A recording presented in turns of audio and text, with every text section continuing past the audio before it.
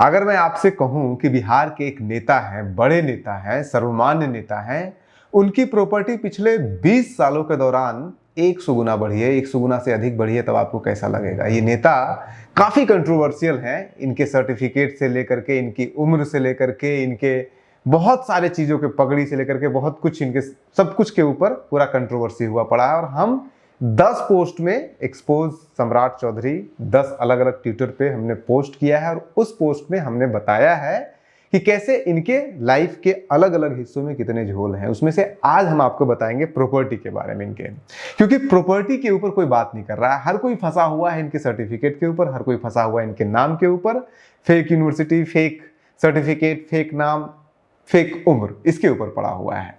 तो इसलिए हम आज आपको बताएंगे, हम वो सब भी बताएंगे और उस डिटेल के साथ बताएंगे जो अभी तक नहीं पता है आपको। उदाहरण के लिए, जैसे सभी लोगों को पता है कि सम्राट चौधरी जी का एक नहीं बल्कि 2 नाम है, हम कह रहे हैं सम्राट चौधरी जी का 4 नाम है और चारों नाम ऑफिशियली है। तो ये सब कुछ हम अलग वीडियो में बताएंगे, लेकिन आज सिर्फ प्रॉपर्टी के बारे में। और प्रॉपर्टी के बारे में 2005 से लेकर के 2025 तक का, दिसंबर 2024 का जो आखिरी उन्होंने अपना असेट, जो आखिरी उन्होंने अपना प्रॉपर्टी का डिटेल बिहार विधान परिषद को दिया है दिसंबर 2024 में, उसको लेकर के हम एक तुलनात्मक अध्ययन करेंगे और आपको बताएंगे कि कैसे 2005 से लेकर के 2025 के बीच में 20 सालों के दौरान सम्राट चौधरी जी का प्रॉपर्टी 100 गुना बढ़ा है।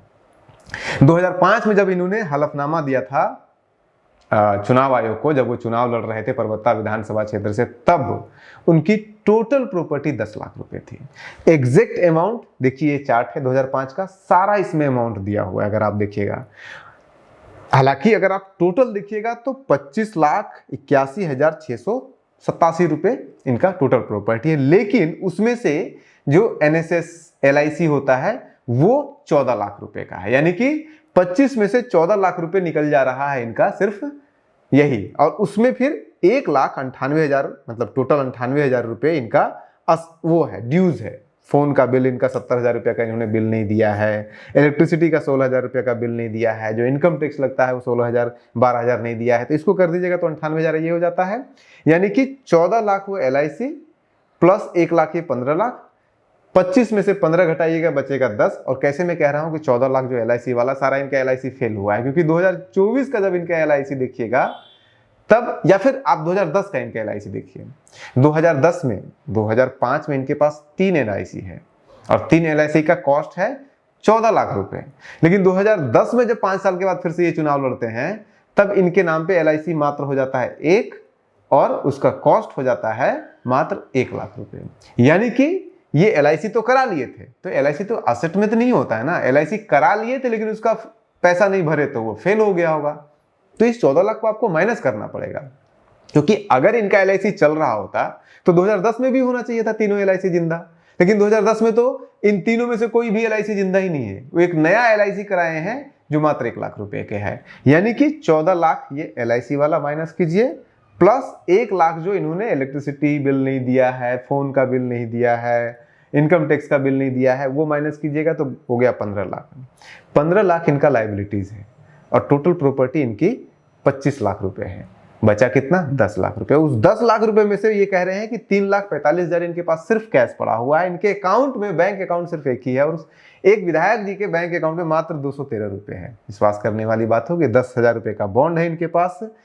3 लाख रुपए का ये कह रहे हैं इनके पास एक गाड़ी है, जो एक्सेंट गाड़ी होती थी, इनके पास थी, शुरू से वो गाड़ी थी। हालांकि इसी गाड़ी का 2010 में ये डिटेल देते हैं तो ये कहते हैं कि इस गाड़ी का कॉस्ट जो है 6 लाख रुपए है, यानी कि उस गाड़ी का, इनके गाड़ी का 3 लाख रुपए कॉस्ट बढ़कर के 6 लाख रुपए हो जाता है 5 साल के अंदर। वो एक अलग डिबेट है, लेकिन जो वो कह रहे हैं वही मानते हैं। एक राइफल था 21,000 रुपए का और ज्वेलरी था 25,000 रुपए का। शादी अभी इनकी नहीं हुई है। जमीन इनके पास जो प्रॉपर्टी है वो 10 + 2 12 कट्ठा इनके पास जमीन थी, जिनका इन्होंने अंदाजा लगाया था 1,30,000 रुपए। और एक कमर्शियल बिल्डिंग था, दुकान था इनका, जहां पे इनका घर था पुश्तैनी तारापुर मुंगेर में, वो 3.5 लाख रुपए का ये बता रहे हैं। हालांकि इसी का बारे में बोलेंगे कि अगले 5 साल के बाद भी इसमें कोई चेंज नहीं आएगा, 3.5 लाख 2010 में भी रहेगा, वो एक अलग बात है।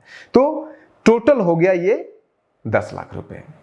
अब इसका बीच में हम 2010 का भी पूरा डिटेल बताएंगे आपको, लेकिन पहले डायरेक्ट चलते हैं 2024। 2024 के दिसंबर 2024 में इन्होंने बिहार विधान परिषद के मेंबर है, और बिहार विधान परिषद के सभी मेंबर को अपना प्रॉपर्टी डिटेल देना होता है हर साल।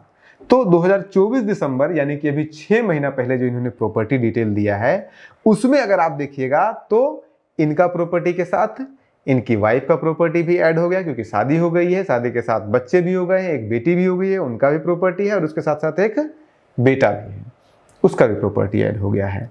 इन सारे प्रॉपर्टीज को अगर आप ऐड कर दीजिएगा तो इनकी टोटल प्रॉपर्टी होती है 11,48,09,582 रुपये। 10 लाख रुपए इनकी प्रॉपर्टी हुआ करती थी 2005 में, और 2025 में 20 सालों के दौरान 11,48,09,582 रुपये, यानी कि 100 गुना से लगभग ज्यादा प्रॉपर्टी का इंक्रीज हुआ है।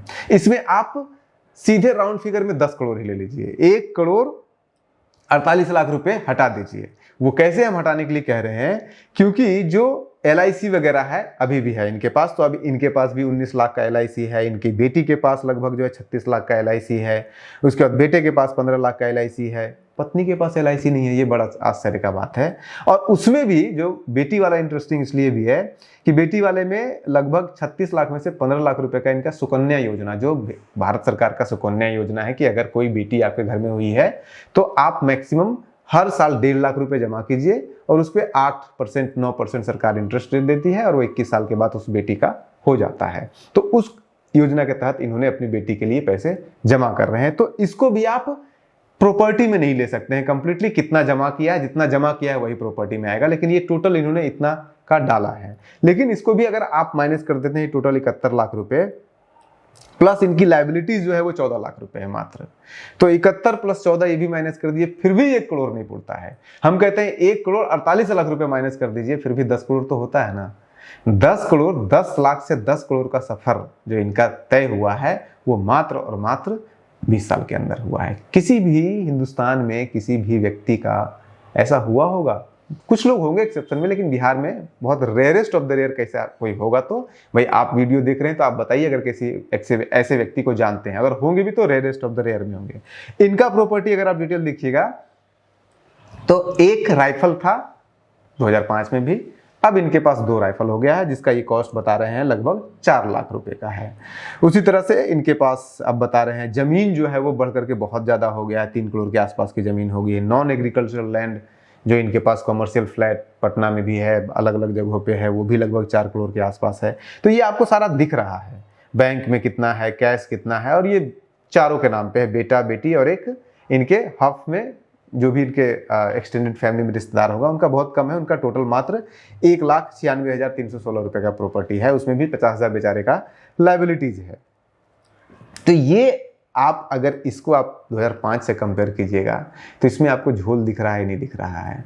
कैसे इतनी प्रॉपर्टी इन्होंने जमा किया है, ये सवाल तो पूछा जाना चाहिए। जिस सम्राट चौधरी जी के पास मात्र 10 + 2 12 कट्ठा जमीन हुआ करता था, उनके पास बीघा के बीघा जमीन हो गया, बिल्डिंग के बिल्डिंग के ऊपर कमर्शियल हो गया। और उसमें भी आप 2014 का अगर इनका प्रॉपर्टी डिटेल देखिएगा तो इनका खुद 2014 में जब ये मंत्री बने थे तो 2014 में जब इन्होंने दिया था तो 14 में भी इनकी टोटल प्रॉपर्टी जो थी वो 68 लाख रुपए थी, और लाइबिलिटी उसमें से 14-15 लाख रुपए था, यानी कि लगभग 50 लाख रुपए इनकी प्रॉपर्टी थी। आप 14 से भी कंपेयर कीजिए तो 2005 से लेकर के 2014 के बीच में इनका ज्यादा प्रॉपर्टी नहीं बढ़ा है। 2005 से लेकर के 14 के बीच में इनकी प्रॉपर्टी 10 लाख से बढ़ करके हुआ है 50 लाख, यानी कि 5 गुना। 10 सालों में, 9 सालों में इनकी प्रॉपर्टी हुई है 5 गुना बढ़ी है। लेकिन उसके बाद अगले 11 सालों में 50 लाख से प्रॉपर्टी बढ़ करके सीधे हो गई 11 करोड़ रुपए। ये अपने आप में 50 लाख से 5 करोड़ होगा 10 गुना, है ना। आप सोच लीजिए कितना रैपिडली ये भागे हैं प्रॉपर्टी को बढ़ाने के मामले में। तो ये हो गया। उसके बाद फिर आप 2010 का भी इनका थोड़ा सा देख लीजिए। 2010 में इनके पास टोटल जो प्रॉपर्टी थी वो 29 लाख रुपए बताया जा रहा है, यानी कि 5 सालों में इनकी प्रॉपर्टी बढ़कर के लाइबिलिटी जिसमें बहुत कम हो गया था इनका, मात्र 66,000 रुपए इनकी लाइबिलिटी बचती है, जिसमें कि बिल वगैरह जो होता है वही होता है, लोन वोन इनके पास कुछ भी नहीं होता है। लेकिन 2010 में इनकी टोटल प्रॉपर्टी 29 लाख रुपए बताई जा रही है और इस 29 लाख में से लायबिलिटीज 1 लाख भी नहीं है। यानी कि 2005 में 10 लाख इनकी प्रॉपर्टी है, 2010 में 29 लाख हो गई, तो 5 छक्के 30, लगभग 5 गुना 6 गुना इनकी प्रॉपर्टी बढ़ी। उसके बाद फिर 10 से लेकर के 14 में भी वही लगभग 5-6 गुना बढ़ी और उसके बाद फिर देखिए कैसा चढ़े हैं। 2000 मंत्री बनते ही क्या हाल हुआ है कि 2014 में 50 लाख की प्रॉपर्टी और 2025 में 11 करोड़ की प्रॉपर्टी हो जाती है। इनकी सबसे कम प्रॉपर्टी जो बढ़ी है 2010 से लेकर के 2014 के बीच में कम, सबसे कम बढ़ी है, क्योंकि 2010 में इनका 30 लाख रुपए है और 2014 में जाके देखिएगा तो 60 लाख रुपए भी नहीं है, यानी कि 2 गुना भी नहीं होता, जो कि एक आम आदमी का है कि इतना प्रॉपर्टी जो भी अच्छे से काम करता है, बिजनेस करता है, इतनी प्रॉपर्टी वो बढ़ा लेता है। हालांकि उसमें ये भी है कि वो जो 60 लाख प्रॉपर्टी दे रहे हैं उसमें एक ये स्कॉर्पियो गाड़ी खरीदे हैं 12 लाख रुपए का, जिसमें से कि 8 लाख रुपए लोन लिए हुए विधानसभा से, वो भी इन्होंने एसेट में जोड़ दिया, तो उसको माइनस कर दीजिएगा तो और भी कम हो जाएगा वो, यानी कि वो 50 से भी नीचे आ जाएगा। तो वो एक देखने वाली बात है। दूसरा इंपॉर्टेंट जो पॉइंट है इसमें कि सम्राट चौधरी जी आज नहीं, बहुत पहले से, और ये सब नेताओं का होता है, इसमें सिर्फ सम्राट चौधरी जी को भी तो कम ही है, लोग लाखों लाख का इलेक्ट्रिसिटी बिल और फोन बिल और सब कुछ डकारे हुए रहते हैं। यहाँ पे भी इनका इलेक्ट्रिसिटी बिल और बाकी बिलों में आपको साफ साफ झोल दिख रहा है और हर बार उसमें दिख रहा है electricity bill, income tax bill 50,000, 60,000, 70,000 के आसपास रहता ही है। तो ये है इनका प्रॉपर्टी का डिटेल। आगे अभी हम इस पूरे सीरीज में 4 वीडियो आपको हम बना कर देंगे, जिसमें से पहला प्रॉपर्टी हो गया, उसके बाद फिर हम इनका क्राइम का भी एक अलग वीडियो बना करके देंगे। एजुकेशनल क्वालिफिकेशन में जो इनको बार बार कहा जा रहा है सिर्फ इस बात तक कि 7वीं है या पीएचडी है, हम पूरा डिटेल आपको बताएंगे, जिसमें कि आपको ये बताएंगे कि जिस यूनिवर्सिटी से इन्होंने पीएचडी किया है उस यूनिवर्सिटी का कैंपस ही नहीं है और उस यूनिवर्सिटी का एड्रेस जो है वो एक द्वीप समूह के ऊपर है, जो द्वीप समूह किसी का नहीं है, मतलब किसी भी राज्य का, किसी भी देश का वो द्वीप समूह है ही नहीं। ऐसे द्वीप समूह उन लोगों के द्वारा उन कामों के लिए छोड़ा जाता है, अमेरिका के द्वारा खासकर, जहां पे सारे इलीगल काम किए जाते हैं। तो उसका हम सारा पूरा डिटेल बताएंगे और ये भी बताएंगे कि उस यूनिवर्सिटी के द्वारा, उसके वेबसाइट पे आप खुद जाइएगा तो 62 लोगों का नाम उसमें लिखा हुआ है उस यूनिवर्सिटी के वेबसाइट पे, और उसमें लिखा हुआ है कि ये 62 लोग हिंदुस्तान के हैं और इन लोगों ने उनकी यूनिवर्सिटी के नाम पर फेक डिग्री लेकर के घूम रहे हैं, और वो सारा कुछ हम बताएंगे। तो वो एक अलग उसमें बताएंगे जो कि एक अलग लेवल पे ये सब जो चल रहा है ना 7वीं 8वीं, और ये भी बताएंगे आपको कि ये कैसे एक गांव के स्कूल में पढ़ते हैं, फिर पटना के 2 स्कूल में पढ़ते हैं, फिर मुंगेर के 2 स्कूल में पढ़ते हैं, टोटल 4 स्कूल का पूरा डिटेल बताएंगे।